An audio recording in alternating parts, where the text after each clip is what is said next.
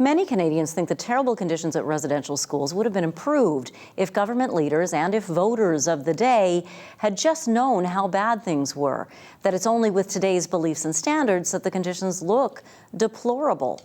But they looked deplorable to at least one public health official way back in 1907, and his report to government made front-page news. A First Nation undergraduate student at the University of Manitoba looked into how much coverage that report received. I spoke with her yesterday. Kathleen McKenzie, thank you for joining us. Thank you for having me. First of all, tell us about Dr. Peter Bryce and the report he submitted to the Department of Indian Affairs in 1907. Yeah, so Dr. Peter Bryce was the Department of Indian Affairs' chief medical officer who blew the whistle on the Indian residential school system in the early 1900s.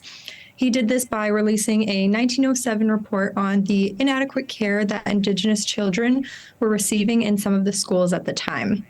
He outlines the ills of the system, such as death and disease, that many Canadians are only learning of now. These findings were ignored, however, by the Department of Indian Affairs, and the report was buried, thwarting his subsequent calls for reform. The department, as you mentioned, sat on the report, but somehow it was leaked. You looked into how much newspaper coverage that leak received. What did you find? Yeah, so we found quite a bit, actually, and we saw that newspapers from around the nation were covering this topic in 1907.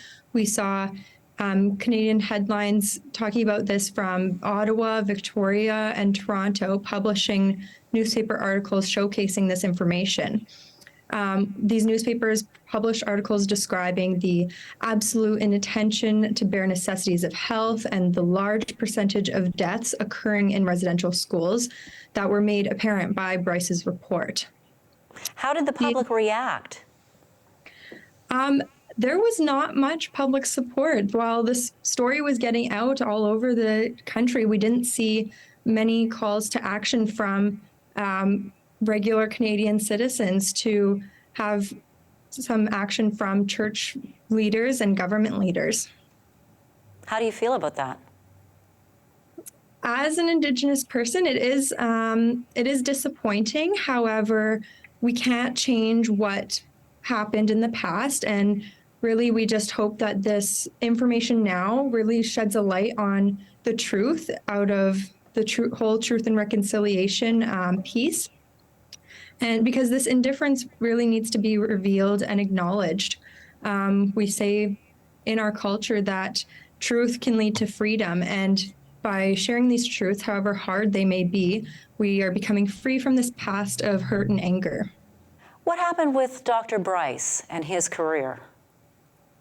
Dr. Bryce was eventually pushed out of the Department of Indian Affairs and really was pushed out so that he didn't say anything about what he found. Eventually, though, by the time he retired,